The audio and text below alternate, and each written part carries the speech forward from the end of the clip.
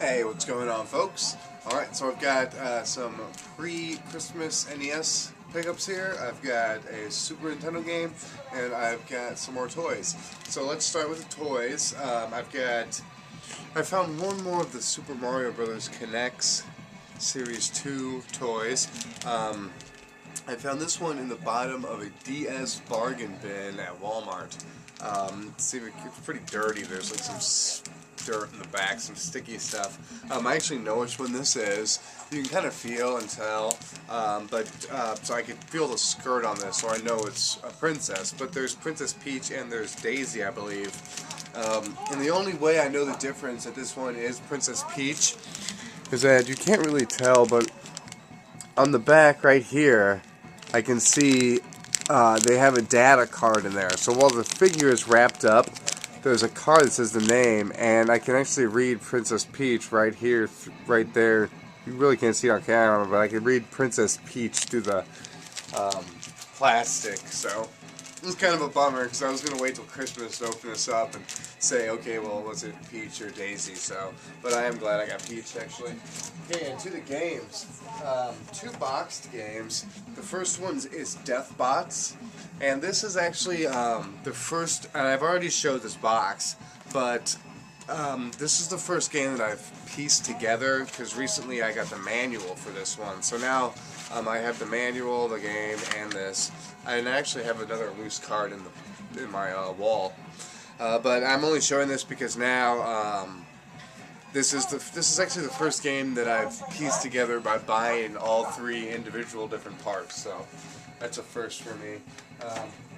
Next game I got, this is complete in box. Got a good deal on this one. That's the Blues Brothers.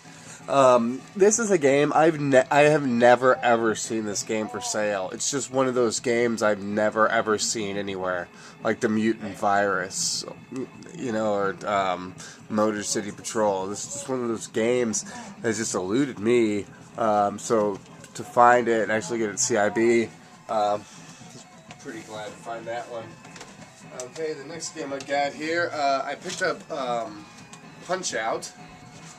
I bought this one. I got this and another game together, and with that I got Desert Commander, Win, Lose, or Draw, and Monopoly. These are all excellent condition, by the way. Even though I have copies of these already, those are all multiples now. Some of those may be in a condition to replace the other ones. But anyways, the Punch-Out! That I got has writing on it. The reason I bought this is because I have 3 or 4 Mike Tyson's Punch-Outs, but I only ever had one regular Punch-Out, and this doesn't work. This and my Arkanoid are 2 of the NES cards out of 700 something that I have that do not turn on. They just don't work. So what I'm going to do is I'm going to take, you know, the card out of here and swap it with this board, because as you can see, that writing doesn't look too pleasing on there. Alright, so the next game I got is I picked up Hills Far, and that's a Dungeons and Dragons game. This game, you know, I mean, it can fetches over $20, you know, sometimes over 30. It's a Dungeons and Dragons game. What can I say? It's a little more interesting than Heroes of the Lance. I don't know much about Pools of Radiance, but I do like the town in this. I like the concept. I like some of the sprites and what I see, but I really haven't given it a thorough play yet. I played it for about 30 minutes so far, just fooling around.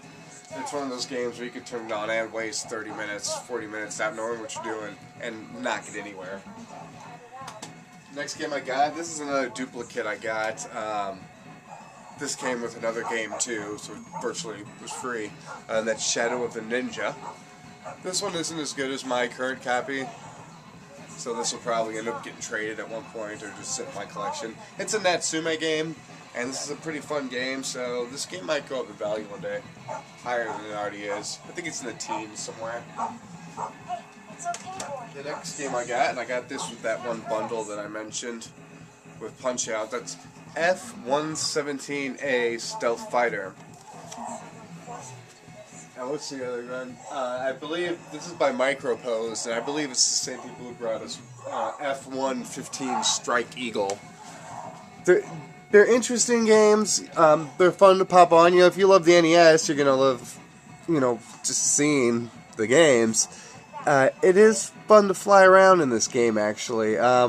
There's not much out there. There's crude tree graphics. The game was really just pieced together pretty sloppy. But, you know, I had fun turning it on for 30 minutes or so.